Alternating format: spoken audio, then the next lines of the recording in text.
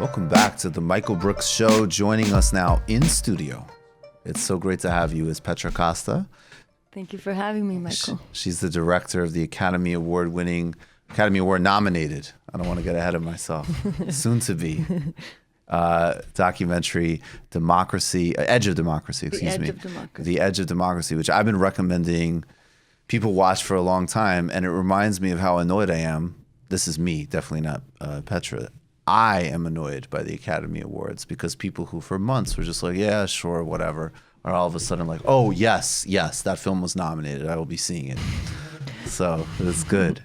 We want to play the trailer, and then please just take it from there. Talk about because your story is woven in with this. And we've covered Brazil a lot on this show. I just interviewed President Lula, so people are going to have some familiarity, but we want to hear your story.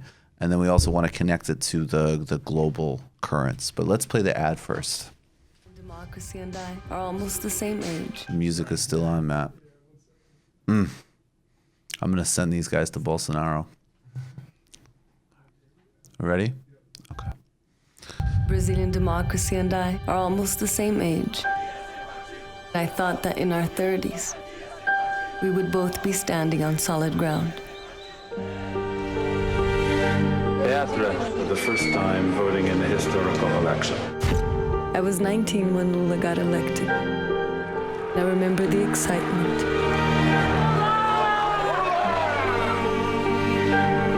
It felt like a huge step in our democratic path. 20 million people leaving poverty.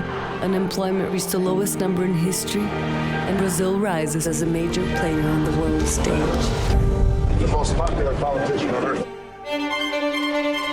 To succeed him, he chooses Dilma Rousseff, who becomes our first female president. Todos nós seremos julgados pela história. It felt like a change of symbols.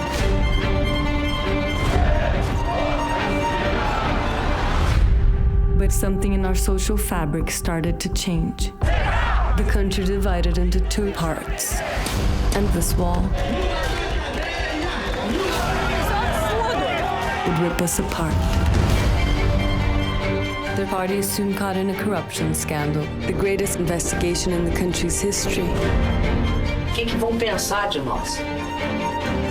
Mas o arrependimento eu tenho de ter feito mais. Crimes include fraud, slavery, even homicide.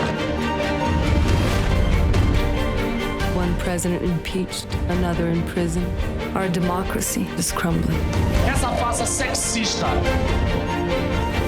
Estou cada dia mais vivo perante a opinião pública.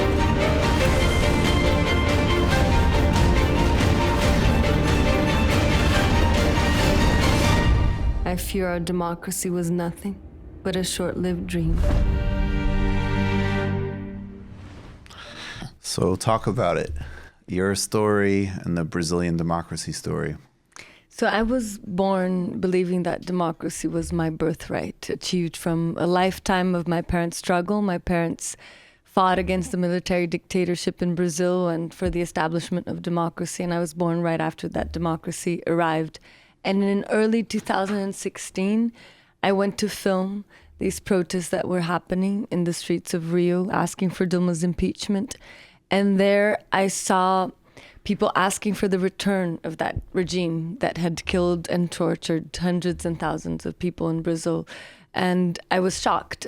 I saw a seed of fascism there and really wanted to understand where that was coming from and where that could lead us.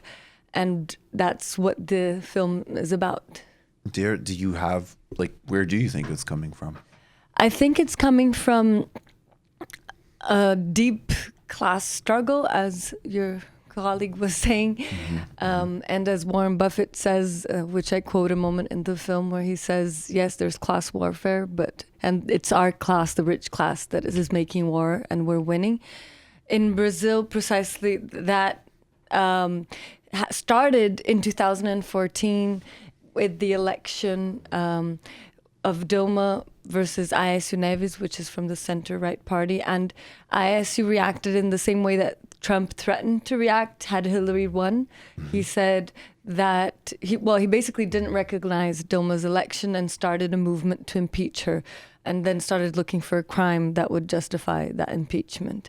And they found a crime that is fiscal makeup, hiding the deficit, that most presidents had done before. Dilma never had been considered an impeachable crime and does not rise to the level of a high crime and a misdemeanor. And if, as most political science say, when you don't recognize the result of an election, that's kind of the foundation of a democracy. If Obama had not recognized Trump's election, the U.S. would be in a much deeper crisis than you are right now, right? And that was the crisis that we were. And if Trump doesn't recognize if he loses. Exactly. Right. Yeah. Right. And that's the mess that Brazil got into, with like continuous disrespect of the rule of law by some who wanted to get it back to power no matter what. And that happened first with Dilma's impeachment and then with the imprisonment of Lula, which then culminated with the election of far-right candidate Bolsonaro. You just watched a Michael Brooks show video. Subscribe to get them all. Why wouldn't you? Don't be foolish. Click subscribe below and become a patron as well. Patreon.com/TMBS. Thanks, everybody.